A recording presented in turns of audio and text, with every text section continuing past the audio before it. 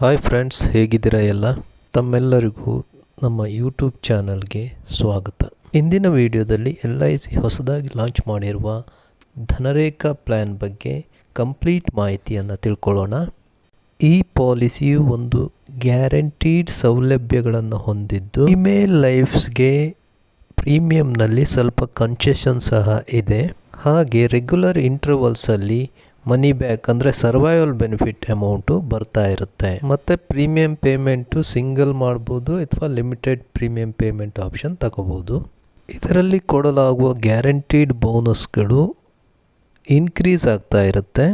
ಹಾಗೆ ಮೆಚುರಿಟಿ ಪೇಮೆಂಟ್ನಲ್ಲಿ ಯಾವುದೇ survival benefit ಅಮೌಂಟ್ನ ಡಿಡಕ್ಟ್ ಮಾಡ್ಕೊಳ್ಳದೆ ಪೂರ್ತಿ ಸಮ್ ಅಶ್ಯೂರ್ಡ್ನ ಪೇ ಮಾಡ್ತಾರೆ. ಮುಂದಿನ 40 ವರ್ಷಗಳ ಸಹ ಖಚಿತ ಬೋನಸ್, ಖಚಿತ ಮೆಚುರಿಟಿ, ಖಚಿತ ಸರ್ವೈವಲ್ ಬೆನಿಫಿಟ್ಗಳನ್ನು ಹೊಂದಿರುವ ಈ ಪಾಲಿಸಿ ಬಗ್ಗೆ ಪೂರ್ತಿ ಮಾಹಿತಿಯನ್ನು ತಿಳ್ಕೊಳ್ಳಿಕ್ಕೆ ಈ ವಿಡಿಯೋವನ್ನು ಕೊನೆವರೆಗೂ ನೋಡಿ. ಈ ವಿಡಿಯೋ ನಿಮಗೆ ಇಷ್ಟ ಆದರೆ ಒಂದು ಲೈಕ್ ಕೊಟ್ಟು ಈ ಚಾನಲನ್ನು ಸಬ್ಸ್ಕ್ರೈಬ್ ಮಾಡಿ. ಹಾಗಾದರೆ ವಿಡಿಯೋವನ್ನು ಶುರು ಮಾಡೋಣ. LIC ಧನರೇಖಾ ಒಂದು ನಾನ್ ಲಿಂಕ್ಡ್ ಅಂದರೆ ಯಾವುದೇ ಶೇರ್ ಮಾರ್ಕೆಟ್ ರಿಸ್ಕ್ಗೆ ಒಳಪಡುವುದಿಲ್ಲ. ನಾನ್ ಪಾರ್ಟಿಸಿಪೇಟಿಂಗ್ ಅಂದರೆ ಎವ್ರಿ ಇಯರ್ ಏನು ಬೋನಸ್ ಡಿಕ್ಲೇರ್ ಆಗುತ್ತಲ್ಲ, ಆ ಬೋನಸ್ ವೇರಿಯೇಷನ್ಸ್ ಏನು ಇದಕ್ಕೆ ಅಫೆಕ್ಟ್ ಆಗಲ್ಲ. ಇದು ಒಂದು individual savings oriented life insurance plan. ಇದರಲ್ಲಿ ಪ್ರೀಮಿಯಂನ ಸಿಂಗಲ್ ಇನ್ವೆಸ್ಟ್ಮೆಂಟ್ ಮಾಡ್ಬೋದು, ಇಲ್ಲ ಲಿಮಿಟೆಡ್ ಪ್ರೀಮಿಯಂ ಪೇಯಿಂಗ್ ಟರ್ಮ್ನ ಆಪ್ಟ್ ಮಾಡ್ಕೋಬೋದು. ಈ ಪಾಲಿಸಿಯಲ್ಲಿ ಪಾಲಿಸಿಯ ಅರ್ಧ ಟರ್ಮ್ ಮುಗಿದ ನಂತರ ಹಾಗೂ ಮುಂದಿನ ಪ್ರತಿ 5 ವರ್ಷಗಳಿಗೊಮ್ಮೆ ಸರ್ವೈವಲ್ ಬೆನಿಫಿಟ್ ಕೊಡ್ತಾರೆ. ಪಾಲಿಸಿಯ 6th ಇಯರಿಂದ ಗ್ಯಾರಂಟೀಡ್ ಎಡಿಷನ್ನು ಆ್ಯಡ್ ಮಾಡೋಕ್ಕೆ ಸ್ಟಾರ್ಟ್ ಮಾಡ್ತಾರೆ. ಇದು ಇನ್ಕ್ರೀಸಿಂಗ್ ಪ್ಯಾಟರ್ನಲ್ಲಿ ಇರುತ್ತೆ.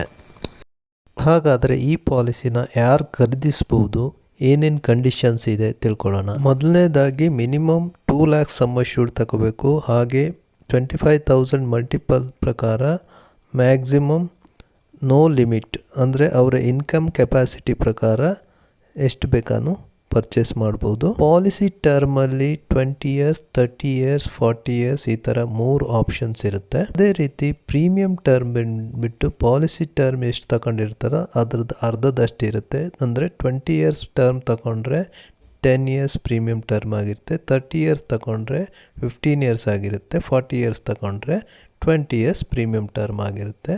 ಅಥವಾ ಎಲ್ಲದಕ್ಕೂ ಸಿಂಗಲ್ ಪ್ರೀಮಿಯಂ ಟರ್ಮು ಸಹ ಇರುತ್ತೆ. ಹಾಗಾದರೆ ಈ ಪಾಲಿಸಿನ ಪರ್ಚೇಸ್ ಮಾಡಲಿಕ್ಕೆ ಮಿನಿಮಮ್ 20 years ಟರ್ಮ್ ಆಗಿದ್ದರೆ 8 years ಆಗಿರಬೇಕಾಗುತ್ತೆ, 30 years ಟರ್ಮ್ ಆಗಿದ್ದರೆ 3 years ಕಂಪ್ಲೀಟ್ ಆಗಿರಬೇಕಾಗುತ್ತೆ. ಅದೇ 40 years ಟರ್ಮ್ ಆಗಿದ್ದರೆ 90 days ಮಗು ಸಹ ಪಾಲಿಸಿನ ಮಾಡಿಸ್ಕೋಬೋದು. ಮ್ಯಾಕ್ಸಿಮಮ್ ಏಜ್ ಅಟ್ ಎಂಟ್ರಿ ಬಗ್ಗೆ ತಿಳ್ಕೊಬೇಕಂತ ಹೇಳಿದ್ರೆ ಪಾಲಿಸಿ ಟರ್ಮ್ 20 ಇದ್ದಾಗ ಅಪ್ ಟು 60 years ಏಜಿನವರು ಸಿಂಗಲ್ ಪ್ರೀಮಿಯಂ ಪಾಲಿಸಿ ಆಗಿದ್ದರೆ ತಗೋಬೋದು. ಲಿಮಿಟೆಡ್ ಪ್ರೀಮಿಯಂ ಪಾಲಿಸಿ ಆಗಿದ್ದರೆ ಅಪ್ ಟು 55 years ಏಜ್ ಅವರು ತಗೋಬೋದು. ಪಾಲಿಸಿ ಟರ್ಮ್ 30 ಇರುವಾಗ ಸಿಂಗಲ್ ಪ್ರೀಮಿಯಮಲ್ಲಿ 50 years ಏಜ್ನವರು ತಗೋಬೋದು. ಹಾಗೆ ಲಿಮಿಟೆಡ್ ಪ್ರೀಮಿಯಂನಲ್ಲಿ ಅಪ್ ಟು 45 years ಏಜ್ ಅವರು ತಗೋಬೋದು. ಹಾಗೆ ಪಾಲಿಸಿ ಟರ್ಮ್ 40 ಇರುವಾಗ ಸಿಂಗಲ್ ಪ್ರೀಮಿಯಂ ಆಗಿದ್ದರೆ 40 years ಏಜ್ನವರೆಗೂ ತಗೋಬೋದು. ಲಿಮಿಟೆಡ್ ಪ್ರೀಮಿಯಂ ಟರ್ಮ್ ಆಗಿದ್ದರೆ 35 years ಏಜ್ನವರೆಗೂ ತಗೋಬೋದು.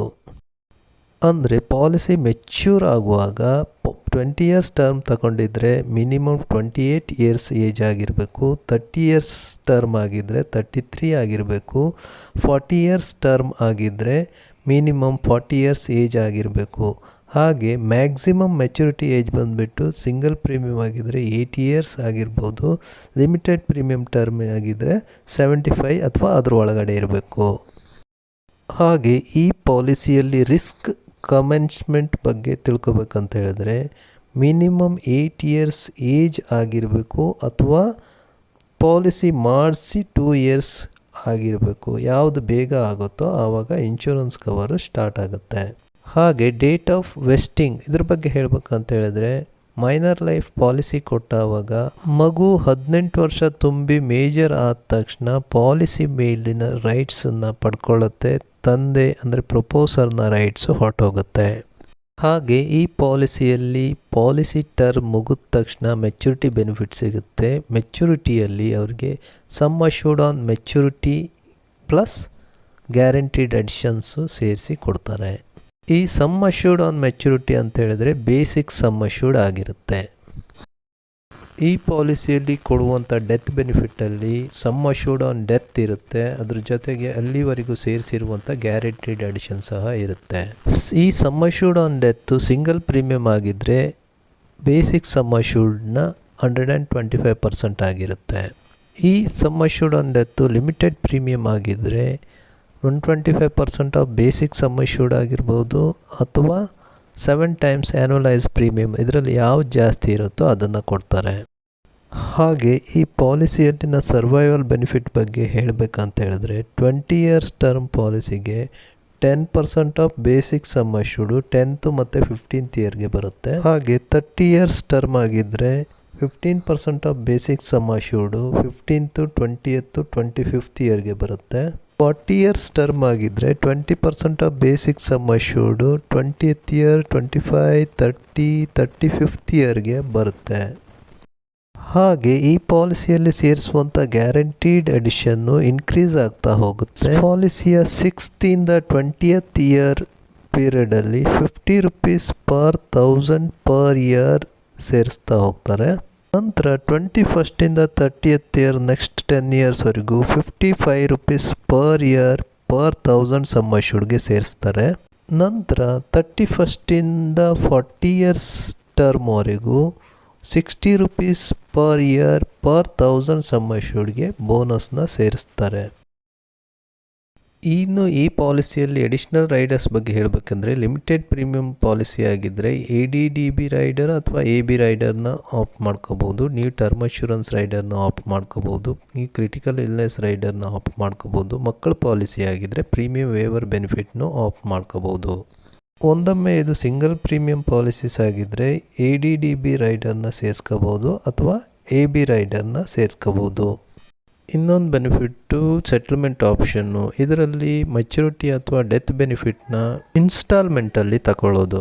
ಸೆಟ್ಲ್ಮೆಂಟ್ ಆಪ್ಷನ್ನ ಒಂದೊಮ್ಮೆ ಆಪ್ಟ್ ಮಾಡ್ಕೊಂಡಿದ್ರೆ ಮೆಚುರಿಟಿ ಕ್ಲೇಮ್ ಅಥವಾ ಡೆತ್ ಕ್ಲೇಮ್ ಅಮೌಂಟ್ನ LIC ನಿಗದಿಪಡಿಸಿರುವ ಇಂಟ್ರೆಸ್ಟ್ ಜೊತೆಗೆ ಇನ್ಸ್ಟಾಲ್ಮೆಂಟ್ ರೂಪದಲ್ಲಿ ಹಣನ ಮುಂದಿನ 5 ವರ್ಷಗಳವರೆಗೆ ಕೊಡ್ತಾರೆ.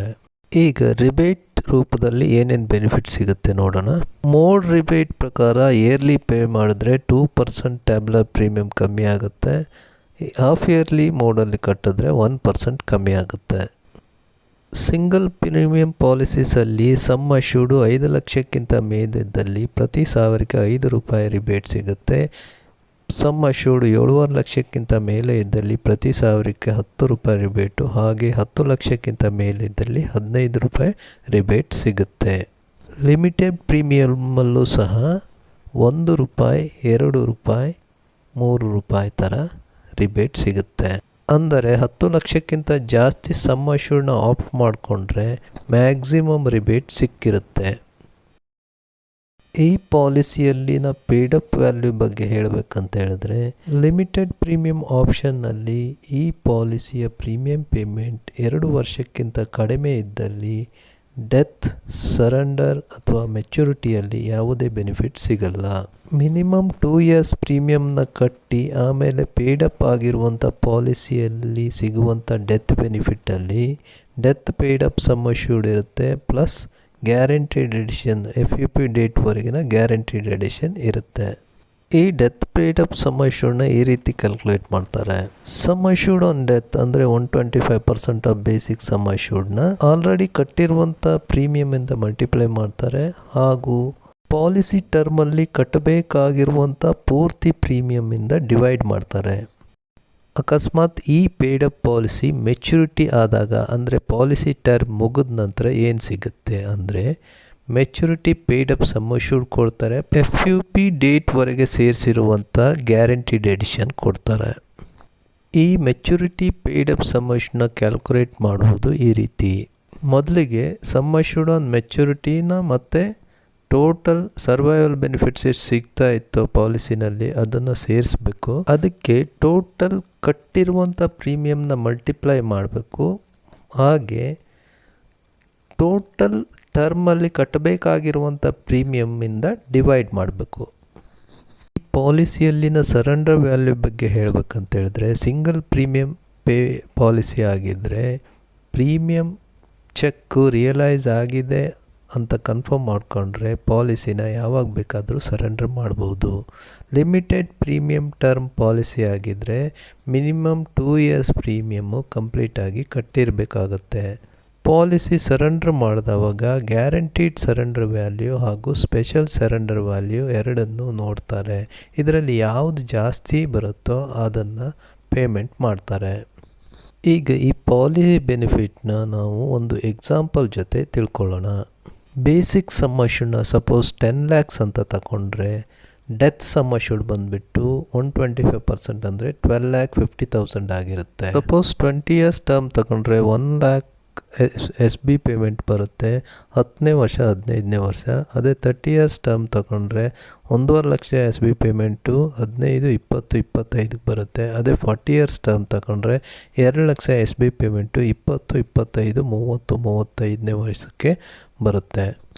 ಹಾಗೆ ಗ್ಯಾರಂಟಿಡ್ ಎಡಿಷನ್ನು 50 ರೂಪಾಯಿ ಪ್ರಕಾರ 6ರಿಂದ 20ನೇ ವರ್ಷ ಅಂದರೆ 15 ವರ್ಷ ಬರುತ್ತೆ. 20 ವರ್ಷ ಟರ್ಮಲ್ಲಿ ಪ್ರತಿ ವರ್ಷ 50,000ದಂತೆ 15 ವರ್ಷಕ್ಕೆ 7.5 ಲಕ್ಷ ರೂಪಾಯಿ ಬೋನಸ್ ಆ್ಯಡ್ ಆಗುತ್ತೆ. 30 ವರ್ಷ ಟರ್ಮಲ್ಲಿ 50 ರೂಪಾಯಿಗಳ ಪ್ರಕಾರ 15 ವರ್ಷ, 55 ರೂಪಾಯಿಗಳ ಪ್ರಕಾರ 10 ವರ್ಷಕ್ಕೆ ಬೋನಸ್ ಆ್ಯಡ್ ಆಗುತ್ತೆ. ಹಾಗೆ ಪಾಲಿಸಿ ಟರ್ಮ್ 40 ತಗೊಂಡಾವಾಗ ಮೊದಲ 15 ವರ್ಷಕ್ಕೆ 50 ರೂಪಾಯಿ ಪ್ರಕಾರ, ಆಮೇಲೆ 10 ವರ್ಷಕ್ಕೆ 55 ರೂಪಾಯಿಗಳ ಪ್ರಕಾರ, 30ರಿಂದ 40 ವರ್ಷಗಳ 10 ವರ್ಷಕ್ಕೆ 60 ರೂಪಾಯಿಗಳ ಪ್ರಕಾರ ಬೋನಸ್ ಆ್ಯಡ್ ಆಗುತ್ತೆ.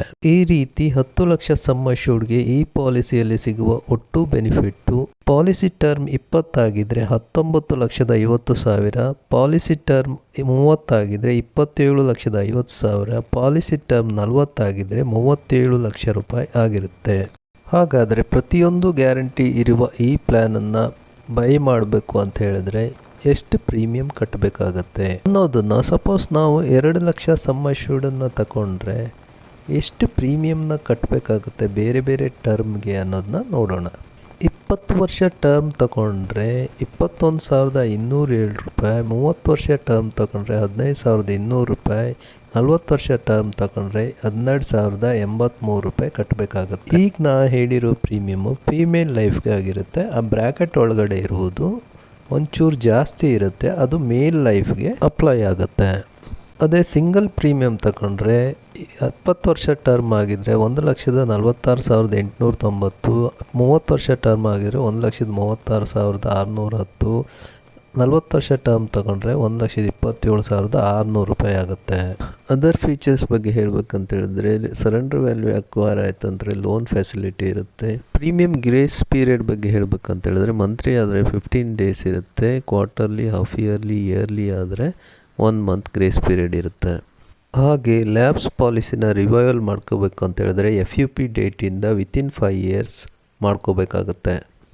ಇಷ್ಟು ಇನ್ಫಾರ್ಮೇಷನ್ ಕೊಡ್ತಾ ಈ ವಿಡಿಯೋನ ಮುಗಿಸ್ತಾ ಇದ್ದೀನಿ. ಇನ್ನೂ ಏನಾನ ಡೌಟ್ಸ್ ಇದ್ದರೆ ಕಮೆಂಟ್ ಮಾಡಿ ಕೇಳ್ಕೋಬೋದು. ಭವಿಷ್ಯದಲ್ಲಿ ಸಿಗುವ ಪ್ರತಿಯೊಂದು ಬೆನಿಫಿಟ್ಟು ಯಾವುದೇ ವೇರಿಯೇಷನ್ ಇಲ್ಲದೆ ಪಾಲಿಸಿ ಬಾಂಡಲ್ಲೇ ಮೆನ್ಷನ್ ಆಗಿ ಬರುವಂಥ ಈ ಪಾಲಿಸಿಯನ್ನು ಖರೀದಿಸುವುದು ಒಂದು ಉತ್ತಮ ನಿರ್ಧಾರ ಅಂತ ಹೇಳ್ತಾ ಇಲ್ಲಿವರೆಗೆ ವಿಡಿಯೋ ನೋಡಿದ್ದಕ್ಕೆ ಧನ್ಯವಾದಗಳು.